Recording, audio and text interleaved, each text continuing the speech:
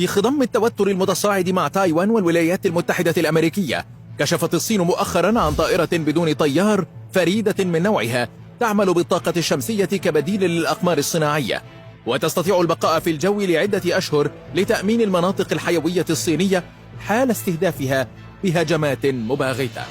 الطائرة الجديدة تلقب بكيو ام اكس 50 بنجمة الصباح، تعمل بالطاقة الشمسية كقمر صناعي ولا مثيل لها في العالم، وأجرت مؤخرا رحلة ناجحة في يوليو بمقاطعة شانشي بشمال الصين،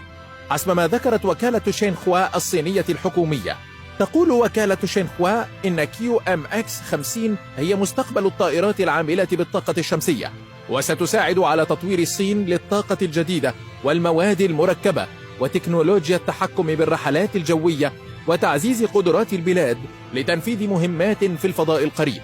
فضلا عن قدراتها العسكرية التي من شأنها حماية البلاد. كما قال الخبير العسكري الأمريكي بيتر أليكس إن تلك الطائرة تأتي بعد جهود الصينيين في تصنيع الطائرة بدون طيار WZ-80، ولكن الاختلاف أن كيو ام اكس 50 ستعمل بالطاقة الشمسية، واصفا إياها بأنها طفرة في مجالي الطيران المدني والعسكري.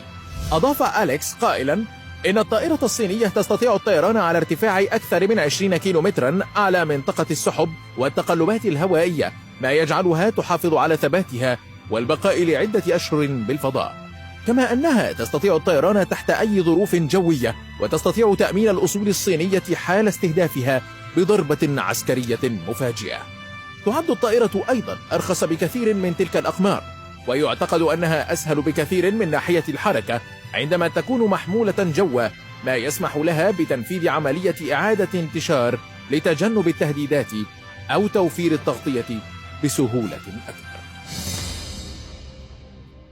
استخدامات مدنية وعسكرية. يقول مينا عادل الباحث في شؤون الطيران إن لطائرة كيو ام اكس 50 استخدامات متنوعة بين المدني والعسكري،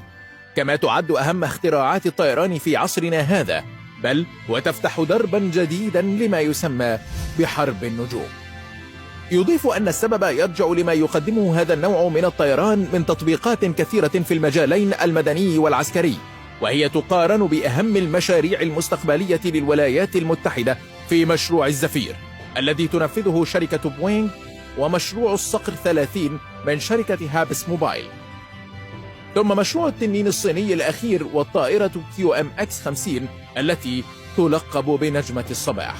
أضاف عادل في ظل تطور منظومات التسليح الصاروخية الدفاعية، ستمثل هذه الطائرات تحديا كبيرا بسبب بصمتها الرادارية الصغيرة والتصميم النحيف وسرعتها القليلة، وبالتالي سيكون من الصعب رصدها والتعامل معها.